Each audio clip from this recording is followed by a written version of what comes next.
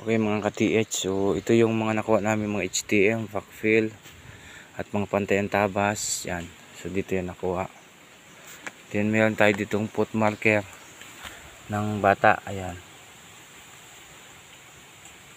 foot mark yan ng bata. Ayan, ito, yan, foot mark yan. Then may dot, wala dyan. Dito sa malaking dot ang pinaka target in front. So meron din tayong mga nakuha ng mga HTM. Ito nasa ibabaw lang. Yan o, magandang tabas. Sa surface pa yan, pero yun nasa hidden trail marker na yun. So dito lang unload. Ito lang. Unlock niya sa umpisa tayo sa S. Unlock niya sa S, turtle na may ulo nakaharap dito. Ayun doon. Ayun.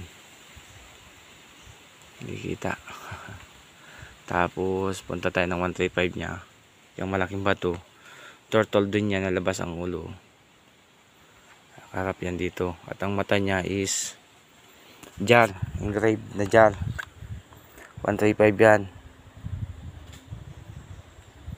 Ayan, 135. Ayun. Tapos south niya ay puno ng mangga. Yan south. Puno ng mangga, hindi yan. Yung una. Yung isa. Yan. Tapos yung fulcrum point o mother code natin, may jar yan doon. Tapos kung anong distansya ng jar na yun ay tatamaan yung boundary dito. Yan. Tapos may lock siya sa 45 degree dyan. May malaking bato dyan sa taas na yan. Slope yung terrain. Naka-slope ito. Hindi to 45 degree. Parang nasa 40 degrees lang ang pagka-slope niya. Tapos may lock siya doon sa west.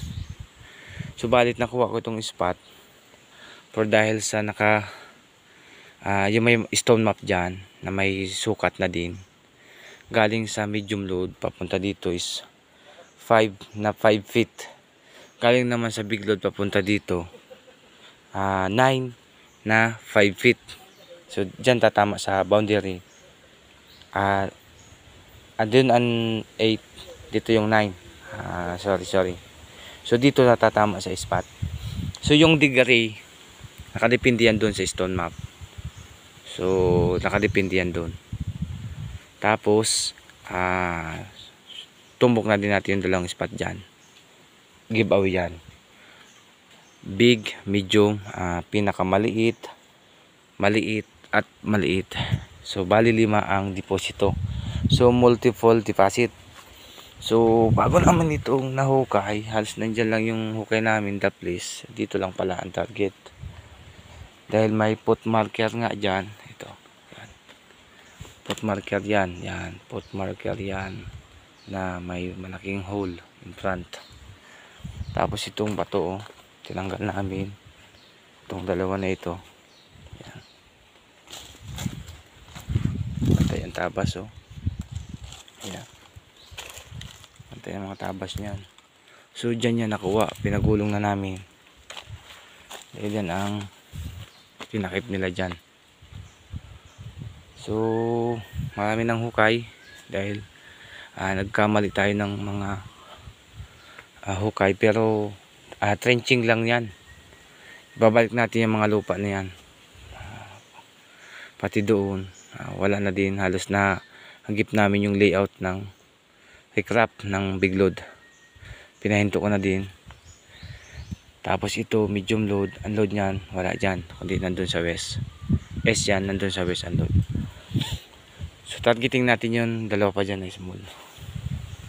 Ito muna unahin natin. Ito yung jar depot. Ito yung quick deposit. Dahil yung face marker na nakangiti, malaki yung mata niya, may dot sa taas niya, parang kilay niya papunta dito.